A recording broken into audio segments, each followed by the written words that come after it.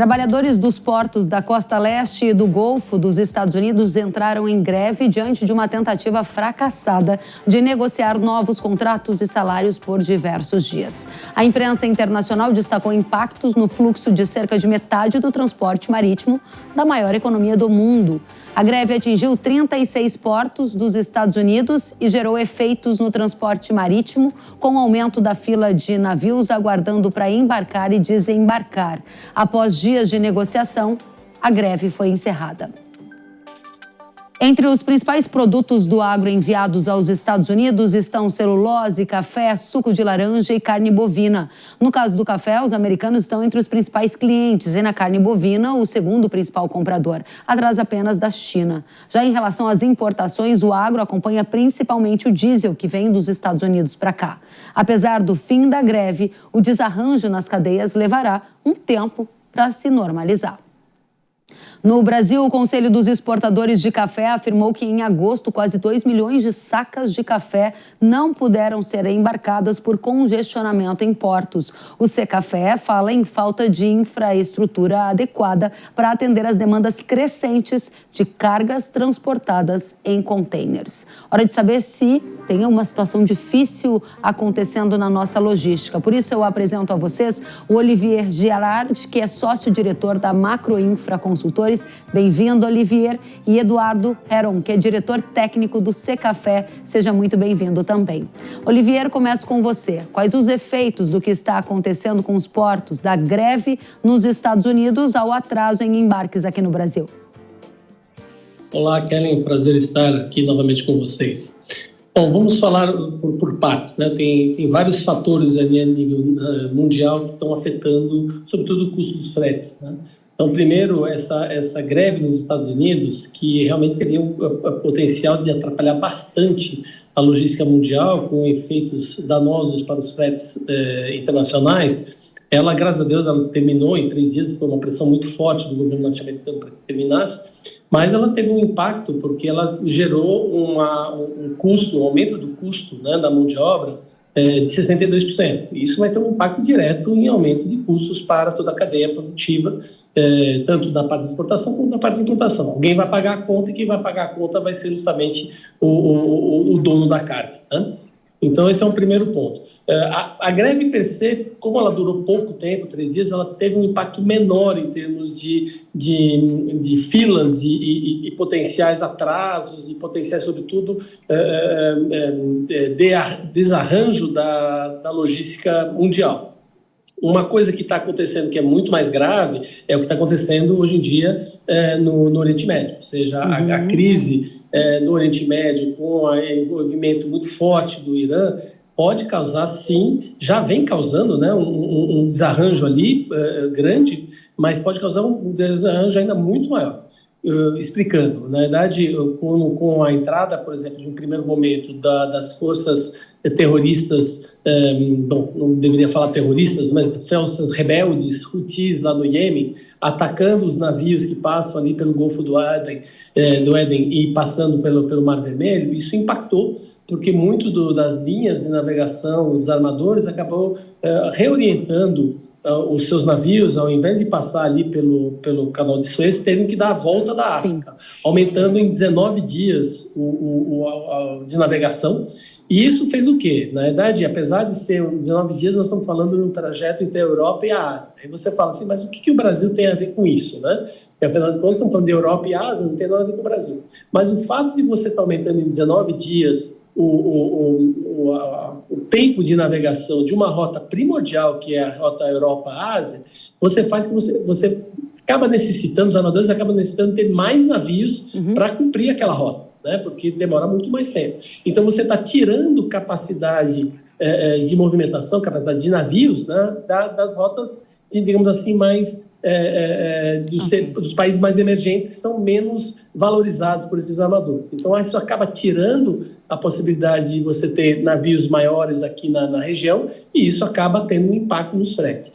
Então, para você Você ia fazer uma pergunta, Kelly? Pode fazer. Eu ia dizer que a situação é bastante completa e complexa. Ela passa desde greve nos Estados Unidos até problemas aqui nas cargas do Brasil e os efeitos colaterais de toda essa questão do Oriente Médio. Eu ia te pedir para a gente ouvir o Secafé e avançar para o próximo degrau para você nos dizer, Olivier, o que vem pela frente, tudo bem? Eduardo, que tipo de impacto o mercado do café já sente em relação a tudo isso que o Olivier colocou para a gente? Saudações, Kelly, Olivier, uma satisfação estar aqui falando do nosso café. Nós recebemos com muita preocupação esse movimento de greve na costa leste americana. E por uma única e simples razão. 85% do café brasileiro sendo distribuídos na costa leste americana. Quando nós tomamos ciência desse movimento, dia 1º de outubro, nós tivemos uma grande preocupação porque os Estados Unidos é o maior comprador de café do Brasil, hoje corresponde com 16% dos embarques do país, esse ano crescendo 30% a mais, e de fato esse cenário trouxe preocupação para o comércio de café. Felizmente, essa solução ela foi resolvida de curto prazo, nós ainda não temos os impactos, mas é bom lembrar, como bem disse o Olivier, há diversos outros elementos que já vêm prejudicando a logística, tornando ainda mais desafiador. E essa questão da greve, se mantivesse esse cenário, sem dúvida, ia piorar a situação. Mas, felizmente, a greve acabou. Nós esperamos que isso tenha o menor impacto possível, mas é bom destacar que nós já estamos vivendo desafios logísticos nos últimos meses. Muito bem, esses desafios logísticos, claro que a greve acabou acendeu um alerta. Agora o Olivier estava trazendo para a gente todos esses elementos ao redor do mundo. A gente vê aqui o Eduardo falando de uma safra brasileira que cresce, a demanda que cresce pelos nossos produtos, mas a estrutura não acompanha esse crescimento. A gente está muito perto de um colapso portuário aqui no Brasil, e isso é exagero ou é realidade na sua visão, Olivier? Eu acho que não é exagero, não. Eu acho que nós estamos, sim, com um grave problema, sobretudo no Santos, né? Que Santos é o principal, digamos assim, porta de entrada e saída dos produtos, sobretudo quando a gente está falando de containers, onde o caso do café, onde praticamente 85% das exportações do café brasileiro acabam saindo pelo Porto de Santos. Eu diria também, por exemplo, o algodão, de praticamente 95% do algodão é movimentado pelo Santos. Uhum. Nós, recentemente, fizemos um estudo para a Associação Mato Grossense dos Produtores de Algodão, a AMPA, onde a gente procurou justamente alternativas ao Porto de Santos. A gente mapeou todos os problemas que haviam em Santos, e são muitos. Encontraram? Desde terminais que estão sobrecarregados, onde hoje em dia a gente tem um padrão da indústria que fala que quando chega em 65% de utilização da capacidade, já é bom você começar a pensar em uma ampliação. Bom, hoje em dia, os principais terminais ali, como o BTP, o Santos Brasil, estão acima de 95% de utilização da capacidade. A própria DPW, que está um pouquinho melhor, ela está com quase 80% de utilização da capacidade. Então, nós estamos realmente com problemas. Temos sérios problemas também na retroárea de Santos. Tem vários REDEX que, por conta de uma nova norma da Receita Federal, acabaram perdendo a possibilidade de serem REDEX. Então, isso diminuiu a quantidade de REDEX disponíveis. Temos pouca vigilância sanitária também disponível para fazer todos os trâmites legais. Então, isso, justamente o estudo que nós fizemos foi para tentar trazer alternativas, tentar ver quais são as alternativas, porque nós temos portos muito, muito bons e que são muito subutilizados. Como, por exemplo? É o porto de Itaguaí. Itaguaí, respondido. Estava aqui ansiosa pela resposta, quais eram as alternativas, porque mais do que mostrar problema, a gente gosta de mostrar a solução. Obrigado, Olivier. Eduardo, vocês também encontraram alternativas para lidar com esse problema nos portos? Olha, Kelly, nós temos hoje o desafio que a gente verifica são em todos os portos do Brasil. Nós temos hoje limitações físicas de infraestrutura nos portos brasileiros. Claro que, naturalmente, o Porto de Santos acaba tendo um enfoque maior, por ser o maior porto da América do Sul. Mas hoje nós temos, por exemplo, só para dar em números, 85% do café produzido no Brasil está concentrado no Sudeste. 2 estados correspondem com 75%, que é o Minas Gerais, o maior estado produtor com 50%, e o Espírito Santo com 25%. Espírito Santo, nós sabemos que não há condições portuárias adequadas até para receber as grandes embarcações. Então, esse volume produzido pelo Espírito Santo vem aqui para outros portos aqui. Estão sendo distribuídos pelos portos do Rio, que praticamente absorveu 85% do volume de 5,4 milhões de sacas que tiveram trânsito aduaneiro em Vitória e que foram distribuídos, embarcados efetivamente pelo Porto do Rio.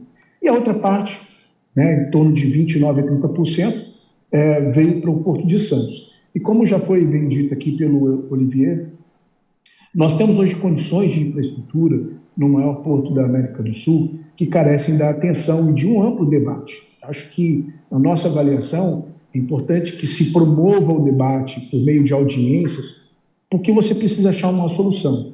O que nós notamos, até fazendo uma pequena contextualização sobre os embarques de café no Porto de Santos, Santos já alcançou 85% dos embarques de café do Brasil. Hoje, no período de janeiro a agosto, ele representa 67%. E na contramão disso tudo, nós temos o Rio de Janeiro, que hoje corresponde com 29%, 30% desses embarques. O que ocorre é que tanto o Porto de Santos quanto o Porto do Rio já vem sinalizando capacidades além do que é recomendado pela OCDE.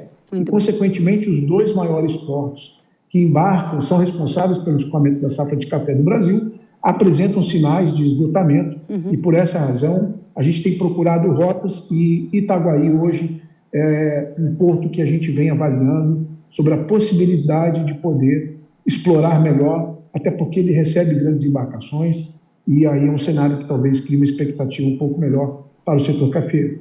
Muito bem, gente. É muito bom, além de analisar problema, é apontar soluções, estratégias. Claro que a gente sabe que o agro ainda vai ter uma contribuição muito farta e a gente precisa que a infraestrutura acompanhe todo esse crescimento e competitividade. Muito obrigada pela presença de vocês, Olivier Girardi, que é sócio-diretor da Macroinfra Consultores, e Eduardo Heron, diretor técnico do Secafé. Voltem sempre.